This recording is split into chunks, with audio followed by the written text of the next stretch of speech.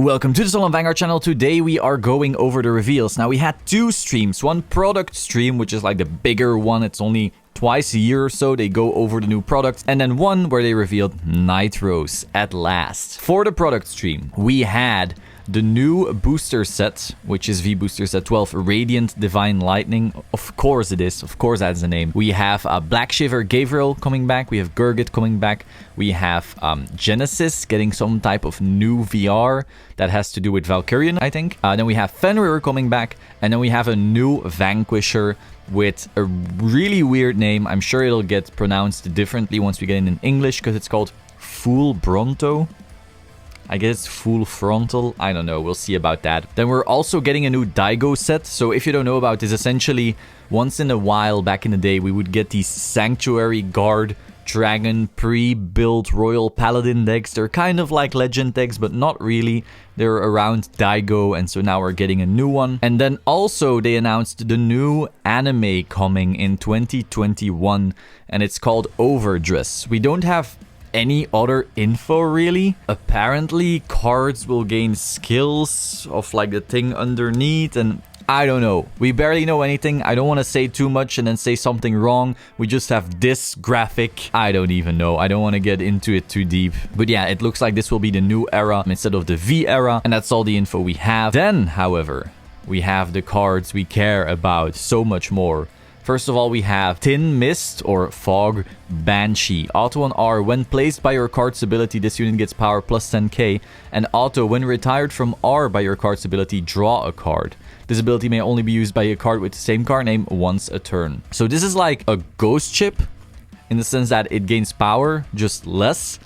And then if it's retired by something, we'll see why, it will draw a card. So you'll notice it's essentially a slightly worse ghost chip, but you can at least call it from hand, which you couldn't with our ghost chip. Regardless, it works very well with the new VR for Granblue we have, which is Vampire Princess of Nightfog Nightrose. So auto on V when your rear attacks or boost, that unit gets power plus 5k until end of that battle, and retire that unit at the end of that battle. So notice it's kind of like Hollow. Everything that attacks will destroy itself but gains some power in the process. This is good for some things and bad for others. Like if you are building a field, you know it will always get rid of itself. So sure, it can't get bound or anything like that, but you are setting yourself up for, well, having to rebuild it next turn. So this deck feels like it will plus less than the old Granblue. You will have to put in like more resources to keep a field going, but it will then push harder in the process. And why is that? That's where we'll be getting to now.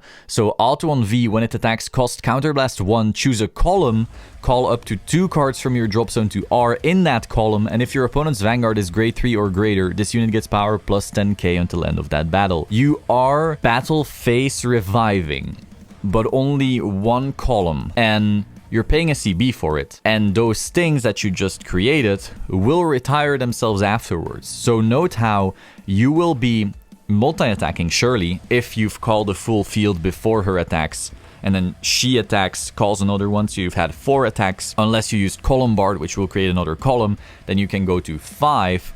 But that's quite some CB, and at the end of it you have 0 rear guards left. So it's a protect deck that has multi-attack, usually 4 to 5 if you are committing a new field every single turn. So sometimes that will be incredibly deadly, but other times you will have nothing. Like, let's say you just had to guard a very aggressive Messiah turn, a very aggressive Overlord turn, and you have like 2 cards in hand. There's nothing you can do. She will revive a column, and that column will be very scary, but beyond that you have nothing. So it's gonna be very interesting to see if this deck actually, first of all, is able to mill enough, because notice this Nightrose doesn't mill.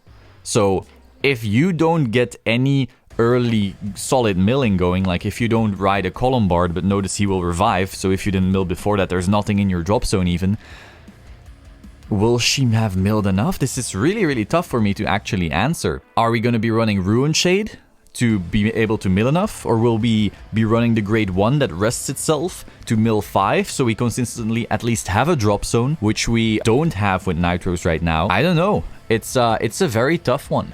Like, we're getting multi-attack, and it can be strong. Like, If she attacks, she revives a Columbard with a Ripple Banshee. Ripple Banshee will be 12, Columbard will be 9, so that makes a 21 column. 21 is fine-ish number. He will then make a Skull Dragon. Sure, you'll have your strong attacks, but you will have called from hand before that if you want your multi-attacks, and it'll be all gone, and the next turn you have to do it all over again. That's gonna be a toughie. I also noticed Counterblast, so this plus Columbard, every single turn that you use these, that's 2 CB. So maybe we'll go back to running Dancing Cutlass in this deck, which we didn't have to do with the previous round of support, but now it feels like a necessity, especially because it's relatively free and it also mills, so that feels like something we'll have to do. Now do note, we're getting lazy next week, and we're apparently getting the order on Friday, so maybe lazy and order fill the gaps that the deck still has right now, because right now essentially the ceiling of what this deck can do is higher than previous Granblue support, you know, but the floor is way lower. So what do I mean by this? If everything's going right and you have an endless hand, this will do far more damage because you'll have 5 attacks. How many of these will be Skull Dragon? 2? Yeah, unless you use Bone, then it'll be more. But like generally, you'll have 2 or 3 Skull Dragon attacks if everything's going very well. You'll be gaining power and multi-battle phase, all this cool stuff. Insane. Way better than Kokaida's turns. But if you don't have a big hand, you just got punched in the face, or you didn't get your mills quickly enough, because again, this doesn't mill 4 like Kokaida's did. What do? Counterblast 1. Revive 1 Greed Shade. Hey, so like your floor, like the potential of everything going bad is way lower. Like Kokaida's, you could ride, mill 4, boom, here's my field, ready to go. This deck doesn't. So again, ceiling way higher. This can do so much more. But when things go bad, this can do so little. So that's going to be very interesting. We'll see if AZ and the Order bring that floor up, so it's strong even when things are going wrong. Overall though, this is also really good in Premium. So in Premium you have Bad Bounty, remember? Bad Bounty is essentially a multi-attack enabler of your Vanguard. So you have your Stride, you attack, and then you rewrite from the drop zone. But that doesn't revive anything. But now you can go Stride, Columbard. Columbard gets you a Skull Dragon. You swing with your Vanguard. Then you grab a Nightrose from there. Nightrose goes on top of your Vanguard. Your Columbard swings, your Skull Dragon swings, your Nightrose swings. Nightrose gets you back another Skull Dragon or maybe another Columbard. And so like you can really pop off. Like these turns are getting so much better than what we had before, but it's gonna cost quite some counterblast. So it'll be interesting what we do with our builds to accommodate for these new limits and of course also power buffs. But overall, I'm very hyped for this card. Definitely could have been like stronger without many issues. Like right now, this skill in a vacuum isn't game breaking, but Columbard and Greed Shade are so damn good that maybe it's good that it isn't.